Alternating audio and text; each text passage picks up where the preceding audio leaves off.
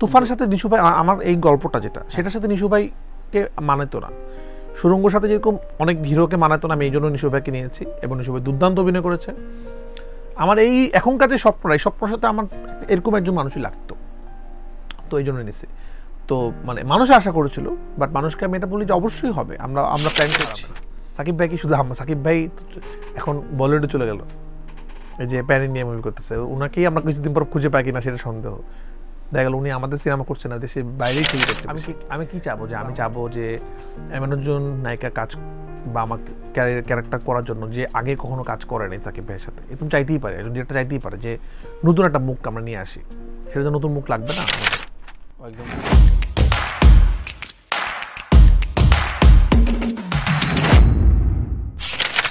সামনে সিনেমা আসবে ইনশাল্লাহ, রেডি করছি আমরা গল্প। কিন্তু দেখেন আমার পরাণের পর তো রাজের সাথে আমি 3টা ছবি সাইন করিনি, অনেক সাকসেসফুল ছবি।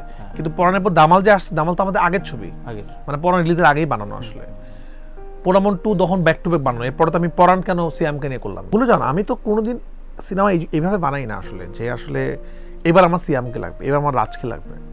আমি একটা গল্প লিখিতাম ভাই, এই গল্পের সাথে যাকে যায়, তুফানের সাথে নিশু ভাই আমার এই গল্পটা যেটা সেটার সাথে নিশু ভাইকে মানাতো না। সুরঙ্গর সাথে যেরকম অনেক হিরোকে মানাতো না, আমি এই জন্য নিশু ভাইকে নিয়েছি এবং নিশু ভাই দুর্দান্ত অভিনয় করেছে। আমার এই এখনকার যে স্বপ্নটা, এই স্বপ্নের সাথে আমার এরকম একজন মানুষই লাগতো, তো এই জন্য নিছি। তো মানে মানুষ আশা করেছিল, বাট মানুষকে আমি এটা বলি যে অবশ্যই হবে, আমরা প্ল্যান করছি। এত সাকসেসফুল একটা জিনিসের পরে এর থেকে বেটার কিছু দিতে হবে, তো বেটার কিছুর জন্য তো ওয়েট করতে হবে ওরকম। বাট আমি কিন্তু বরাবরই আমার স্বপ্নের পিছনে দৌড়াইছি আসলে। আমি তো সুরঙ্গ সময় থেকে আমি প্ল্যান করতেছি যে আমি একটা এরকম একটা ছবি বানাবো, আসলে অ্যাকশন ছবি বানাবো। জানি না এটা আসলে এটা তো সিনেমা সময় বলে দিবে আসলে কি হবে, বাট ভালো লাগবে সাকিব ভাইয়ের সাথে কাজ করলে। দেখি, আমি তো ওয়েট করছি। না ইনশাল্লাহ কেউ হারাবে না। সাকিব ভাই কি শুধু সাকিব ভাই এখন বলিউডে চলে গেল, এই যে প্যান ইন্ডিয়া মুভি করতেছে, ওনাকেই আমরা কিছুদিন পর খুঁজে পাই কিনা সেটা সন্দেহ। দেখা গেল উনি আমাদের সিনেমা করছে না, দেশের বাইরেই ছবি করছে বেশি। তো আমরা তো চাই সাকিব ভাইকে আমাদের দেশে রেখে দিতে। আমার একজন সাকিব খানের মতো সুপারস্টার লাগবে, আমার একজন আরফান নিশুর মতো ভালো অভিনেতা লাগবে, আমার সিয়ামের মতো রোমান্টিক ছবি যদি ভালো ডিল করতে পারে লাগবে, রাজের মতো পাগলামি, রাজ তো খুব ভালো অভিনেতা।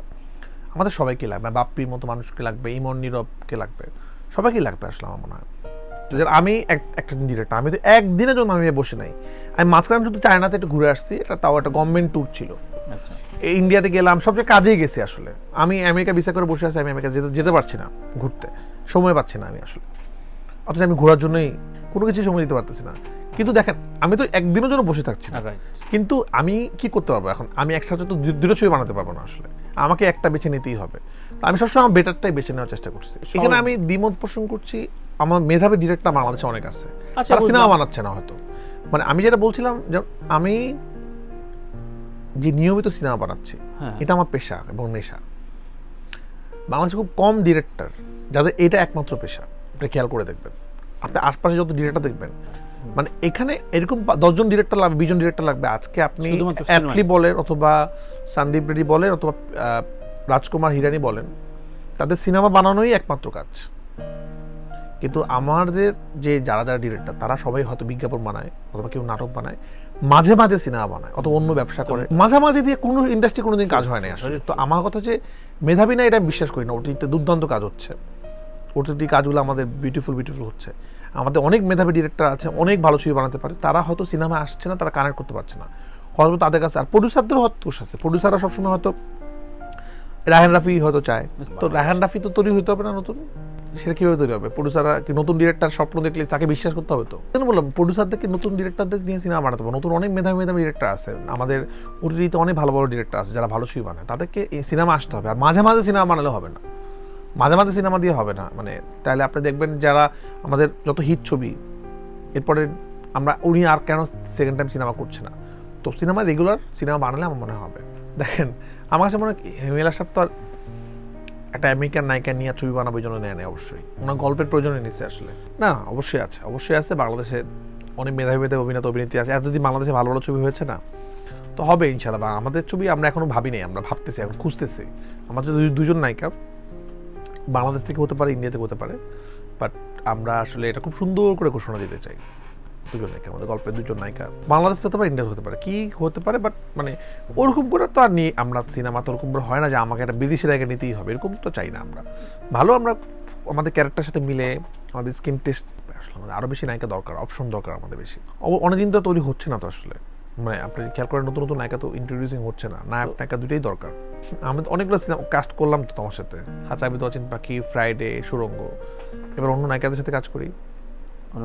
তোমার তো ডিফারেন্ট, তোমার যে অঞ্জন দত্তর সাথে সিনেমা একটা কাজ করলো, তো আমি তো সবার সাথে কাজ করছি। আমি তো বিদ্যাশ্রী মিমের সাথে কাজ করলাম, পূজার সাথে কাজ করলাম, বুবলির সাথে কাজ করলাম, পরির সাথে একটা কাজ হবে সামনে, শিডিউল মিলছে না আমাদের দুজনের, শিডিউল মিলে পরির সাথে আমার একটা কাজ হয়ে যাবে, সবার সাথে হয়ে যাচ্ছে আলহামদুলিল্লাহ। বাকি নাই না, অভাব বলছে আরো নতুন মেয়ে লাগবে তো আমাদেরকে। দেখেন আমরা সবাই তো চাই, আমি কি চাবো, যে আমি চাবো যে এমন একজন নায়িকা কাজ বা আমার ক্যারেক্টার করার জন্য যে আগে কখনো কাজ করে নাই সাকিব ভাইয়ের সাথে, এরকম চাইতেই পারে, ডিরেক্টর চাইতেই পারে যে নতুন একটা মুখ আমরা নিয়ে আসি। সেটা নতুন মুখ লাগবে না আমাদের, পারে যে নতুন একটা মুখ, মানে একটা ডিরেক্টর একরকম ভাবনা থাকে না, মানে আপনি চান এখন যে আমি একটা নতুন মুখ চাই, বা আপনি যেরকম মিউজিক ডিরেক্টর, আপনার অনেক সময় হয় না যে আমরা একদম একটা মানে এমন একজন সিঙ্গার চাচ্ছি এই গানের মধ্যে যাকে কেউ চিনে না, বা একটু মানে সিনেমা আগে কখনো করে না, এই জুটিকে আমরা আগে দেখি নেই, যেটাকে বলি আমরা চমক, যে আমরা চমক দিতে চাই, তখন আমাদের আরো ভালো। এটাতে ড্রামা আছে অনেক, ড্রামা প্লাস অ্যাকশন। হ্যাঁ, আমার অ্যাকশন ওরকম তো অ্যাকশন করি নাই, ইন্ডিয়ার বেস্ট টিমই কাজ করবে। আমি যেটা করি ভাইয়া, আমি অনেক আগেই আমার শিডিউল আমি প্ল্যান করে ফেলি। আমি এখন তুফান ছাড়া কিছু, আমি 2000 মানে আমি 2 বছর প্ল্যান করে রাখি আগেই, আমার প্ল্যান থাকে এরপরে আমি কি করবো, এরপর আমি কি করবো, একটা প্ল্যান আমার তো টিম অনেক বড়, এবং আমার টিম তো শুধু সিনেমাই বানাই, আমরা আর ওটিটি বানাই, ওটিটি আমি এক্সপেরিমেন্ট করি, ওটিটি আমি খুব এনজয় করেছি না ওটিটি বানাতে, কারণ সব গল্প নিয়ে তো সিনেমা বানানো যায় না। তো আমার প্ল্যান করা আসলে আমি তুফানের পর কি করবো, এরপর কি করবো, এরকম একটা প্ল্যান ছক করা। আপনার কাছে কি বিব্রতকর মনে হয় না?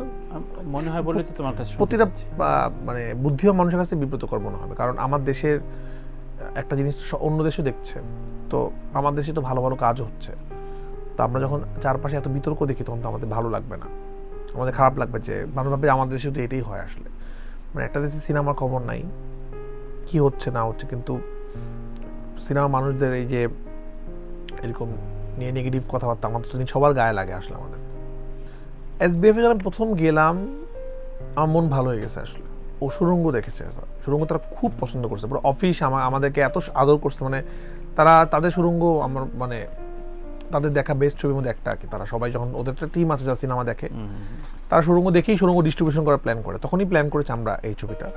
তো আমার এসবিএফকে ভালো লাগছে, এসবিএফ এর অফিসটা দেখে আমার হিংসা হয়েছে, আমাদের বাংলাদেশে এরকম একটা ফিল্ম প্রোডাকশন হাউস নাই। একটা অফিসে আমি ঢুকলাম, বিরাট বড় অফিস, সেখানে সিনেমার প্রি প্রোডাকশন রুম, কোন রুমে ডিরেক্টর প্রথম গল্প নিয়ে গল্প শোনাবে, একটা ডিরেক্টর যখন একটা গল্প চিন্তা করে প্রডিউসারকে শোনায়, এরপর হয়তো ডিরেক্টরকে বলা হয়তো কোন আর্টিস্টকে নেবে, হ্যাঁ কোন আর্টিস্টকে নেবে, আচ্ছা সে আর্টিস্টকে এসবিএফ থেকে ফোন করা হয়, ধরেন প্রসেনজিৎ হোক, সেটা দেব হোক, যে একটা নতুন একজন ডিরেক্টর তোমাকে গল্প শোনাবে, প্রসেনজিৎ চলে আসবে এখানে গল্প শোনাবে, ঠিক পাশের রুমে প্রি প্রোডাকশন হবে, প্ল্যানিং হবে, এর পাশের রুমে লুক টেস্ট হবে, এর পাশের রুমে ফাইনাল প্ল্যানিং হবে, এরপরে শুটিংয়ে যাবে, সব কিছু এসবিএফ এর প্ল্যানিং মতো, এসবিএফ এর লাইন প্রডিউসার একটা টিম শুরু করবে ক্রিয়েটিভ কাজ, একটা টিম এটা বাজেটিং প্ল্যান করা শুরু করবে, একটা টিম মার্কেটিং করা শুরু করবে, এরপর সিনেমা শুটিং হবে, একদিকে পোস্ট প্রোডাকশন হবে, একদিকে হবে, মানে একদম সিনেমা রিলিজ পর্যন্ত টোটাল প্ল্যানটা একটা প্রোডাকশন হাউস, 50-60 জন মানুষ কাজ করতেছে সিনেমার জন্য, প্রচুর মার্কেটিং, আমাদের কোথাও যেতে হয় না কিন্তু ইন্টারভিউ দিতে, একটা বিভিন্ন রুম আছে ইন্টারভিউ দেওয়ার, তো সব চ্যানেল আসতেছে,